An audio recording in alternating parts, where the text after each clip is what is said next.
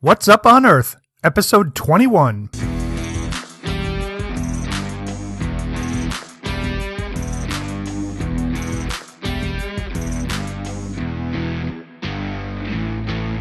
Thanks for joining me for the weekly update on the worlds of sports and entertainment. This is What's Up on Earth for the week of March 2nd, 2015. I'm your host, Al Holtz, and if this is your first time joining me, welcome. I'm here each week to get you caught up on the latest in movies, TV, sports, and various other topics.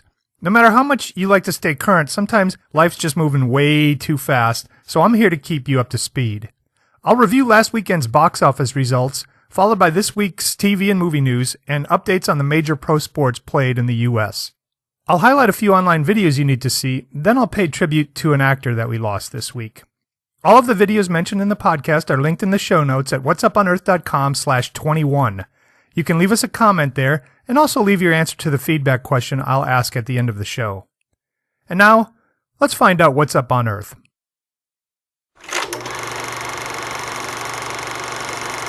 At the weekend box office, it was Focus, coming in first with $18.7 million, followed by Kingsman: The Secret Service in second with $11.9, the SpongeBob movie Sponge Out of Water with $10.8, 50 Shades of Grey with $10.5, and in fifth place, The Lazarus Effect with $10.2 million. It's interesting, 50 Shades of Grey in its third week has dropped down to fourth, and it's at $147 million domestically, and with a $10 million take this week, it's likely not to make $200 million at this point. It looked like coming out of the gate with that huge opening weekend that it was just going to rocket to $200 million, but at this point, it does not look like it will get there. My box office predictions from last week were Focus number 1, I nailed that, but then the next two I had 50 Shades of Grey in second and The Lazarus Effect in third, so I missed that Kingsman and SpongeBob are still holding strong. Opening in theaters this week, we've got 3 films. Chappie, rated R, the latest sci-fi offering from Neil Blomkamp, about a robotic police officer that is reprogrammed to think for himself. Chappie stars Hugh Jackman and Sigourney Weaver. Next, we've got the second best exotic Marigold Hotel, the PG-rated sequel to the 2011 original. Judi Dench and Maggie Smith return, and this time they're joined by Richard Gere. And finally, Unfinished Business, the R-rated comedy starring Vince Vaughn and Tom Wilkinson as business partners trying to close a big deal in Europe. My box office prediction for next weekend is, I'll go with Chappie, number 1, then Unfinished Business in second, and then Focus in third. In movie news, Alcon Entertainment has confirmed that Harrison Ford will return for a second outing as Rick Deckard in their upcoming sequel to the 1982 sci-fi classic Blade Runner. The film will begin shooting in summer 2016. No release date's been set yet, but we can expect it sometime in 2017. And this is interesting. This is the third franchise that Harrison Ford will come back as the same character in a sequel decades after the last time he played the character. He's coming back as Han Solo this year in December in the latest Star Wars film, The Force Awakens. He came back as Indiana Jones in Kingdom of the Crystal Skull, almost 20 years after he had last played him in Last Crusade, and now returning in the Blade Runner sequel. Speaking of people returning in sequels, Sigourney Weaver will return as Ripley in Neil Blomkamp's Alien sequel. Earlier, Blomkamp had described this sequel as, quote, the genetic sibling of Aliens, unquote, saying it's Alien, then Aliens, and then this film. And of course, that generated a ton of discussion online. And after that, he followed up by saying that his film is not going to undo the events of Alien 3 and Alien Resurrection, but he sees it more as a partner to those first two films. This new Aliens film is expected to arrive in 2017. According to The Hollywood Reporter, New Image Millennium has hired Christopher Cosmos to write a brand new script for a Red Sonja film. No director nor actors are attached yet. Red Sonja last hit the big screen in the 1985 version starring Brigitte Nielsen. Deadline.com reports that Warner Brothers is developing an animated feature film based on Cartoon Network's Adventure Time. The film will be produced by Chris McKay and Roy Lee, who both worked on 2014's The Lego Movie.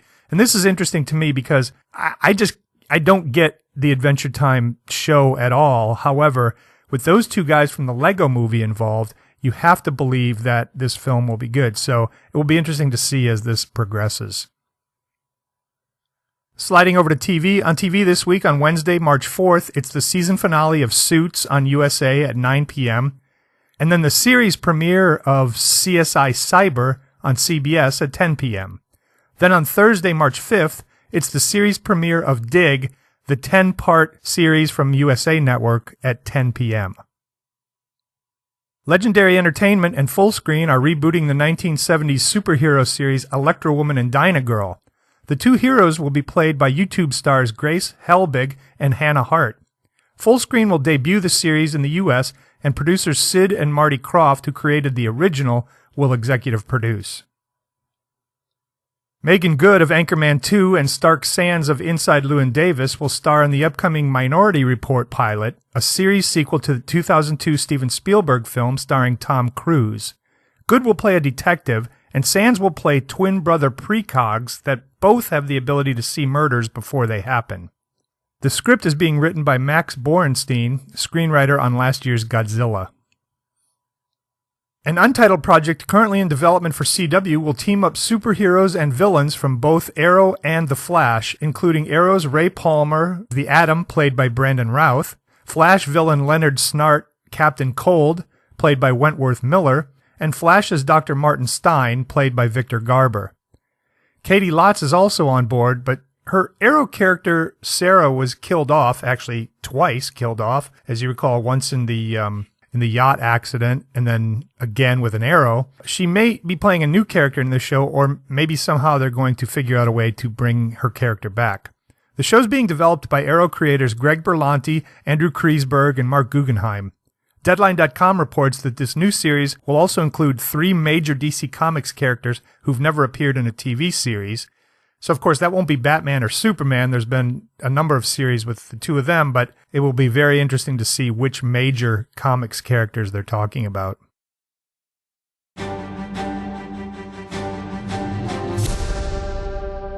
In sports, in the National Basketball Association, the standings are in the Eastern Conference. Toronto leads the Atlantic at 37-22.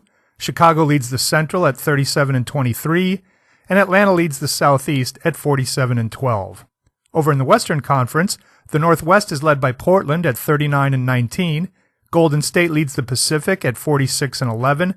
And Memphis leads the Southwest at 42-16. Games that you can catch on national TV this week are: on Wednesday, March 4th, it's the LA Lakers at Miami at 8 p.m. on ESPN, followed by Portland at the LA Clippers at 10:30 p.m. on ESPN. On Thursday, March 5th, it's Oklahoma City at Chicago at 8 p.m. on TNT, followed by Dallas at Portland at 10:30 p.m. also on TNT.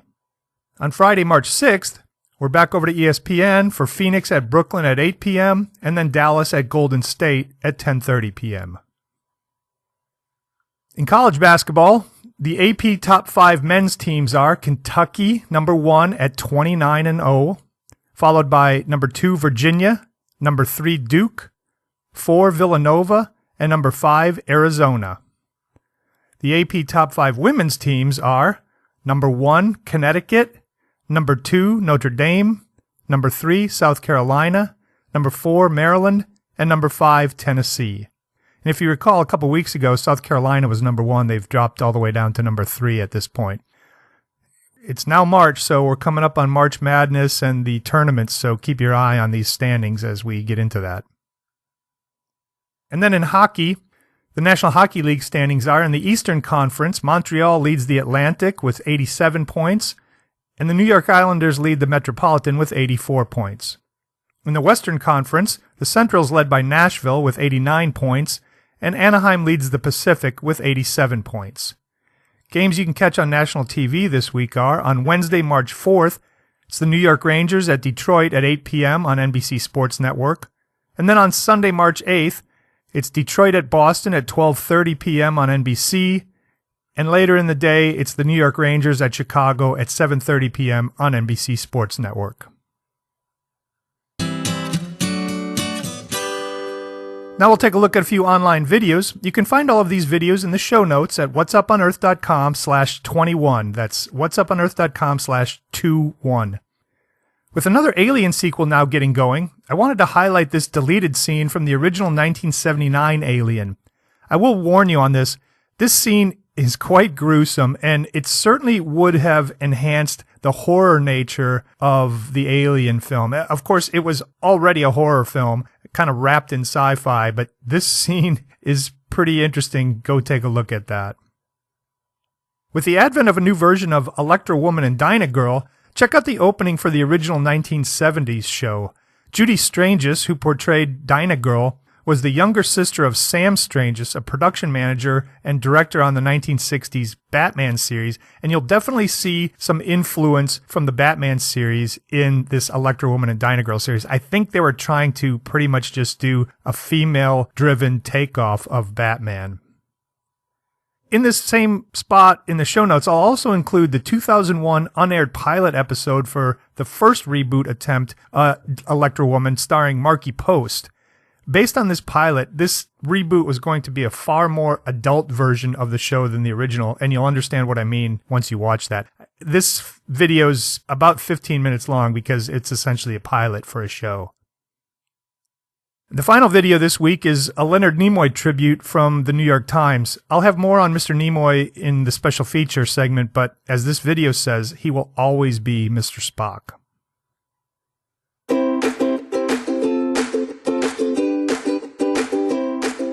And for the special feature, to be blunt, I love Star Trek, and therefore I was a huge Leonard Nimoy fan just because of his association with the show and the movies.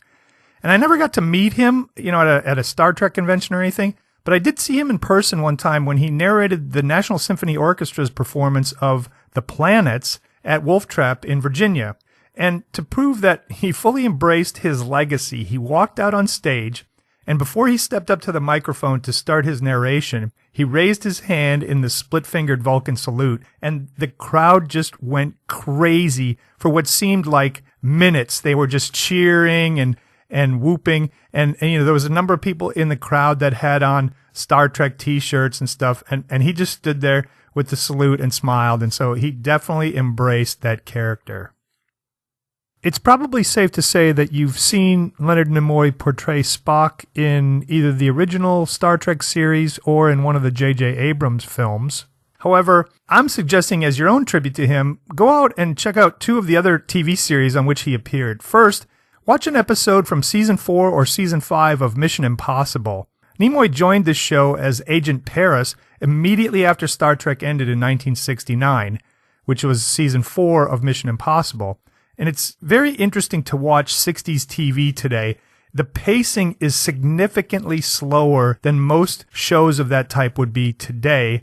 And another thing you'll notice is they love the credits in these shows. I mean, they just big font, and they show them for quite an amount of time. It's much different than what you'll see on TV today, but go take a look at that. One of the interesting tidbits about Mission Impossible, Leonard Nimoy replaced Martin Landau on that show, and coincidentally, Landau was Gene Roddenberry's backup choice to play Spock in Star Trek if Leonard Nimoy had not been available. The second series I recommend spending some time with is Fringe. Nimoy's first appearance on this J.J. Abrams sci-fi series was 40 years after his debut on Mission Impossible. Nimoy portrayed Dr. William Bell, a character that was a key part of the show's alternate universe timeline, and he first appears at the end of Season 1, Episode 20. You can find both Mission Impossible and Fringe streaming out on Netflix. And that will do it for this week. Go visit the show notes at whatsuponearth.com/21. There you can leave a comment, and you'll find links to subscribe to the show and to our social media pages. You can do me a big favor. Head over to iTunes at whatsuponearth.com/iTunes, and there you'll find our podcast page, and you can leave us a rating and review there. I'd really appreciate that. And if you find the show valuable and you'd like to support it in return, visit the Patreon page at whatsuponearth.com/support, and you'll see how you can do that there. This week's feedback question is, what is your favorite incarnation of Star Trek? With the passing of Leonard Nimoy, I just kind of want to get a feel from folks. What's your favorite version of Star Trek? The original series, The Next Generation, Deep Space Nine, Voyager, Enterprise, or the J.J. Abrams films? And I'll even throw the animated series in there, although most people kind of discount that. Most everyone has had some contact with Star Trek at some point in their life. Even my kids now have, and they're still in school. My favorite will always be Next Generation. I love that show, and Leonard Nimoy even appeared on a couple of episodes of that. However, I do like the J.J. Abrams films as well. Let us know your favorite in the show notes comments. And then join me back here again next week as I get you up to speed with What's Up on Earth. Thanks for listening.